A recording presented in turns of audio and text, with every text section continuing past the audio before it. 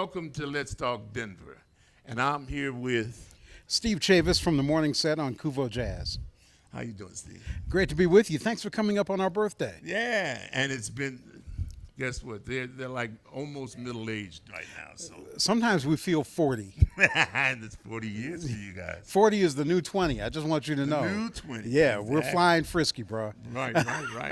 Loving it. How long have you been on the air? I've been here 13 years. 13 years. Which is in radio, a couple lifetimes. Right. Yeah, but there is so much music, so much community, so much connection. I feel like it's different every day when you come in. Right. And it's just a great vibe. And your show is a threesome show, isn't it, in the morning? It is. I co-host with Carlos Lando and Abby Clark, and we're on the air at 7 a.m. Right. for 3 hours, and just trying to make the connections and keep the music swinging. People don't want to get up to a boring, sad, sleepy show. People want to get up and get moving. Exactly. So we try and help them do that. Right, especially those our listeners here in Denver, as well as around the world. I was just saying that with Flo was speaking. You guys are not, the Oasis is literally in enveloping the whole world now. Well, we've got some nice attention from the folks at the London Telegraph, and we've got members all over the world on every continent. We were able to introduce ourselves constantly to new audiences.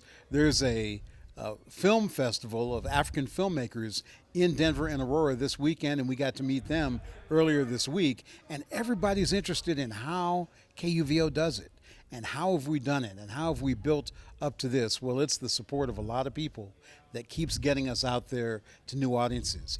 As you know, you can't stand still in this business. Oh, no. No, and talking about that, I did see the Africans coming in. Okay. To come in and I guess and check out our facilities. Well, we're constantly reaching out to, and I'll make this pitch. There are wonderful stories happening around Colorado, and we are looking for all those stories, particularly for the morning set, culture. We do food coverage, a lot of music, a lot of arts, a lot of all of that. Well, it helps. You know, the culture side, there's news and there's important financial and governmental and political stuff going on. But to get through all the hard stuff, you need some light and some life and some inspiration. Some inspiration. So that's what we're going for. Tell me something. How long have you been here in the Denver area? I've been in Colorado more than 40 years. More than 40 years. So do you remember listening to KUVO? Do you have a musical background or anything in that? Yeah, when I first got here back in the day, mid-'70s, it was all about KDKO. Right, exactly. That was the jam. And, you know, Denver folks were so connected and dependent on just having a taste of urban music. Was involved in KGNU and the launch of Eclipse on Sunday night. Right. So I was doing that in the late 70s, listening to KADX, doing the jazz thing until they went away. And when KUVO came on the air, I'm like, yes, this is it. This is it. This is it. Exactly. And, you know, speaking of that, I'm proud to do this 40 now. And also I'm proud that I did KGNU's 40 with Amy Goodman. Excellent. And we did that up in Boulder. You were there. I have a claim to fame. With Amy Goodman, I once shared a cab with Amy Goodman. And you know the crazy thing about Amy, I've never seen someone read a teleprompter so perfect with flow like water. And one other thing, she never forgets anybody's name. She is special like that. Yeah. But you know, her story, the story of community radio, is really about connecting with the people. Yes. There's no nameless, faceless corporations that pull the strings. Everybody that's involved in KUVO, and we have small businesses, restaurants, even some corporations that say, you know what, we need to get real. We need to support the community. We need to support stations like KGNU, Denver Community Media, KUVO. Because Rocky Mountain PBS. You can't fool a fool. You can't kid a kidder. No. If you're going to get real, put yourself out there. You have to connect with community radio, nonprofit, non-commercial radio. And you know, that's where I was going to go next. And I didn't catch you on that one when I did the one that I sent in, the national one, Oh, well. to protect our public media. A lot of people don't understand that they've been attacking public media since 1967, when and it evolved. Since it first started. Yes, Since the get-go. And so if they can, and they finally did it, it's just like Flo said, they finally did it, right? Well, and so what do you think out of this? Do you think in 3 years we'll get that back? I don't know that we'll get it back, or I don't know if it'll be on again, off again, depending on the whims of Congress or the whims of the president. I do know that the thing we used to say back in the movement, the people united will never be defeated. Oh, exactly. Yes. We get a reality check about every quarter Yeah. when we go on the air and say it's time to support community media like KUVO. Right. Every quarter, people have the opportunity to say, yes, we're with you, or we're done. Right. Exactly. And quarter after quarter for 40 years, Yes. they have said, we're with you, keep going, keep innovating, keep bringing us this music we can't get anywhere else, keep giving us this community connection. So the people are with us, Exactly. whether or not the government is aware or has a clue about that. Right. So, right. And the whole thing of it is that it's just that one thing. The Corporation for Public Broadcasting is still there, okay? And everyone mistakes the fact of the matter that, like, the bottom fell out of this, and that they don't truly understand through the donation drives that you guys have 3 times a year, right? With bringing that in from the public, as you were saying, and everything else, corporation and everything else, we have a wall downstairs people haven't seen, that every last person in, as far as that might have or may have more money than who we know has taken this money, right? That on that wall, there's billions of dollars that Well, are actually those people that make those contributions from Rocky Mountain PBS on down. we're privileged because we're in Denver, a big metropolitan area, the Front Range of Colorado. Yes. Prosperous, busy, a lot of people, a lot of money exchanging hands. We are very concerned and seriously about the small community radio stations. When they pulled the plug on the Corporation for Public Broadcasting, they really injured again rural America. Yes, they did. Small Very town much so. America just took another hit. How are those stations going to survive and keep up technologically and stay on the edge of streaming and internet and apps and social media? We don't know what the future is there, and that's of grave concern to all of us. So we're going to do what we can to keep raising the flag and saying, support your community station, and we got to pull together to support especially those small community stations that are really, really injured and impacted by that change. Right, exactly. And then that's another thing. A lot of people don't realize that all public broadcasting within the state of Colorado comes through our building here at 2101 Arapahoe Street in downtown Denver. We are known as the family of Rocky Mountain Community Media. And it's a great pleasure to be working with you guys here within the building and every other entity that I've ever worked with here. And with that, how do you feel, say, springboarding from here on out, knowing that we got at least 3 years of a battle, Yes. okay, to getting back to that point to where we do have that funding for the Corporation of Public Broadcasting? We're going to have to be extremely creative. We're going to have to share our resources. This is not the time to be territorial. No, I'm not going to share with you. You can't have what I have. Right. This is the time to actually share. And if there are walls that exist, break those down. We've got to be really creative. We've always been a creative business. There are newspapers every day that are going out of business and TV stations that are swapping hands and media consolidation where the big guys just gobble up more and more and more. So our work is cut out for us to find ways to connect, to, I think as a country, find ways to support small town America. One of the things about this remote working space is that people can live away from the cities and build families and strengthen rural, smaller town communities. That's a part of the solution. We're going to have to be really creative. I don't know the answer, Yeah. but we're going to have to figure out ways to really make good media effective for small town America. We've Yes. got our work cut out for us. I agree with you. You know, as a young man, that I'm not a political person. I really don't look at politics in any kind of way, other than we know that this has been going on for eons, and the positive as well as the negative as well as the positive. And so it was a kid, and I had to stop him because he had on one of the red hats, and he was, you know, and I said, what do you know about that, right? Well, he's going to make America great. You know, I stopped that young man and said, let me tell you something. America will be great after him because it was great before him, and it will be great again. So nobody actually they can't put no stamp on that. There's no rubber stamp, nothing. It's always, we're going on 250 years. It's always been great.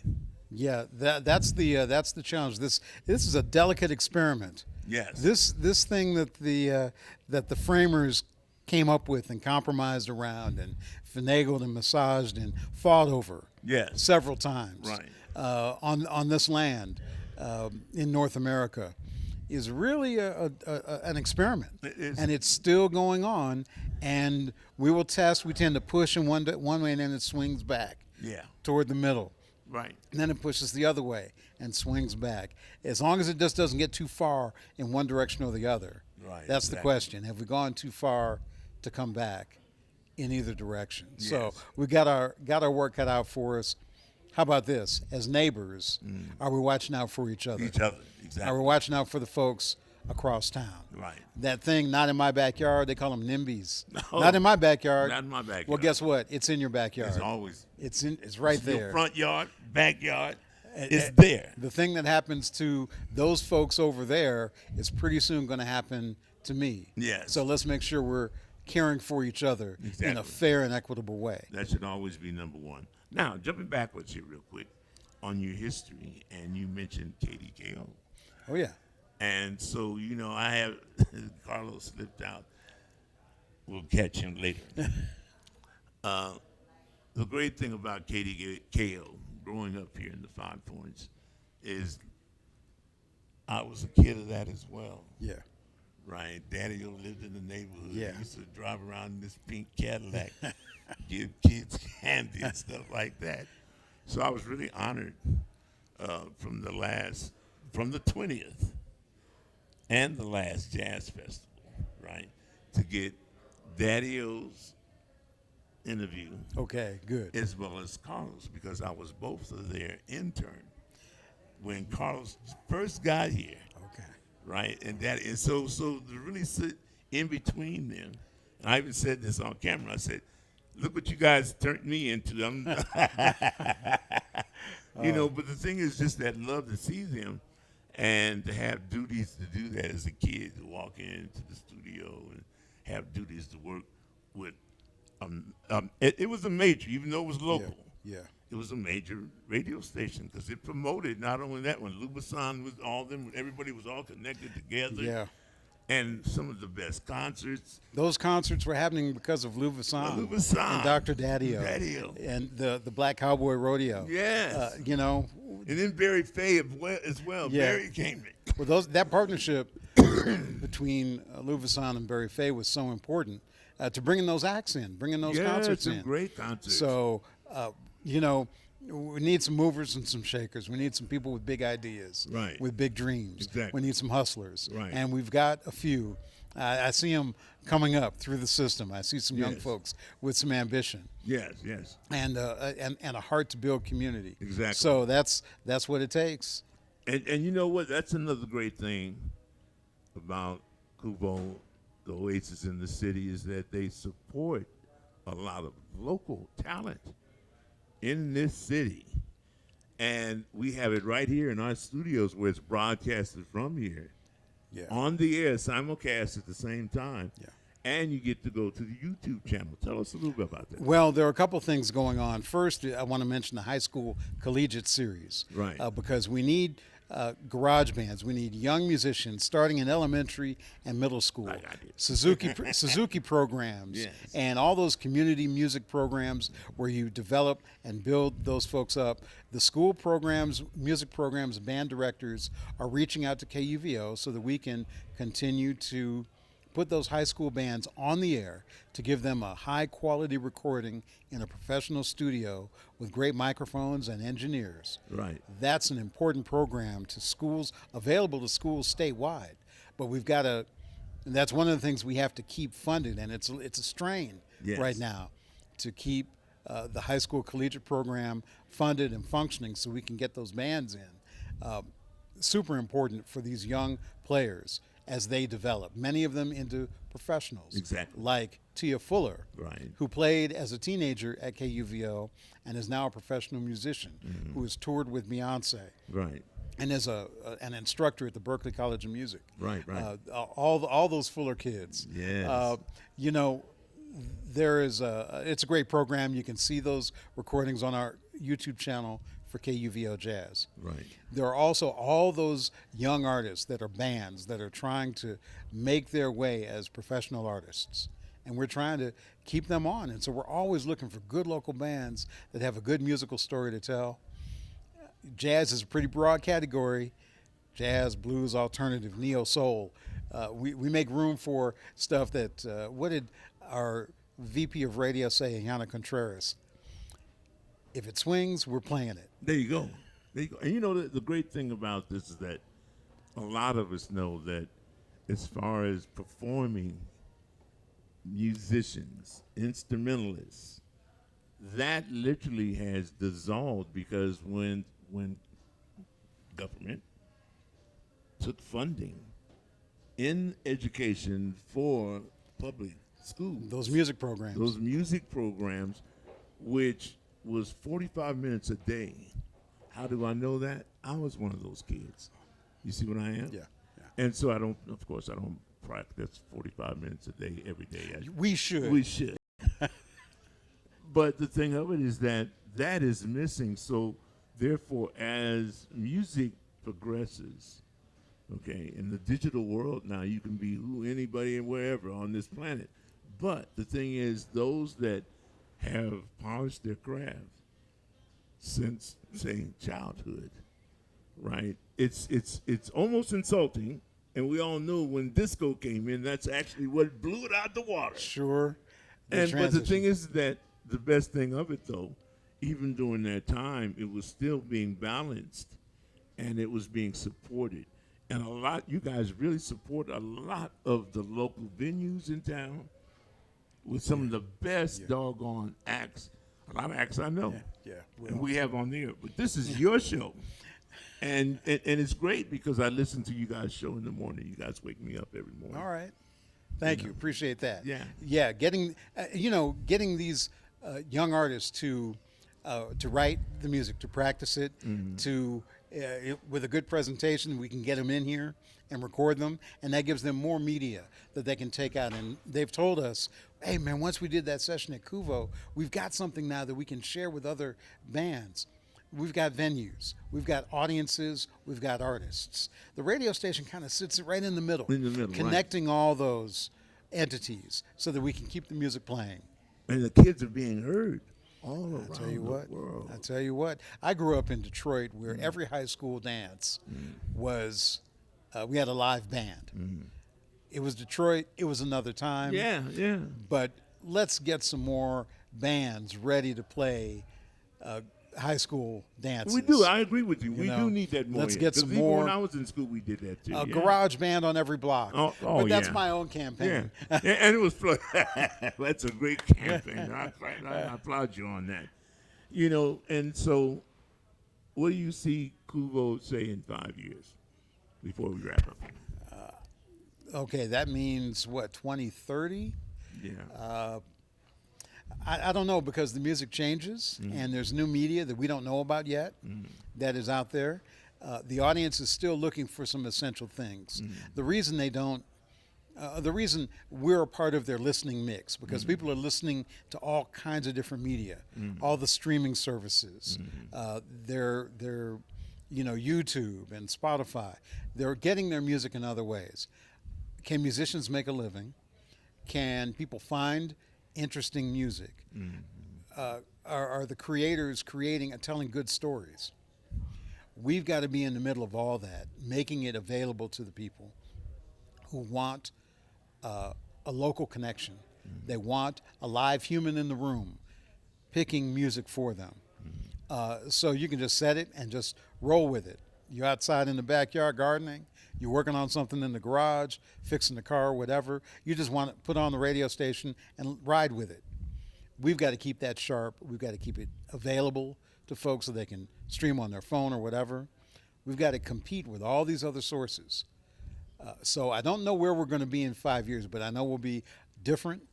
We're going to be technologically on top of it. And I can tell you this, we'll be swinging. There you go. And with that, let's give them all the information on how to achieve and get to those points on the media world. We're first at 89.3 FM. We stream on the World Wide Web at KUVO.org. And we are available on the KUVO app as well.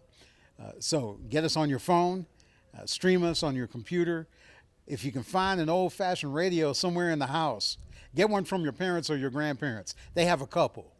Get one and listen to that radio, and we'll see you there. And also, you can even teach grandpa and grandma to watch it on YouTube. It goes both ways. It That's goes right. both ways. Yes, yes. Visual as well as that. And thank you so much for coming on to the show this evening. Thank you. And this is Let's Talk Denver. We'll catch you next time.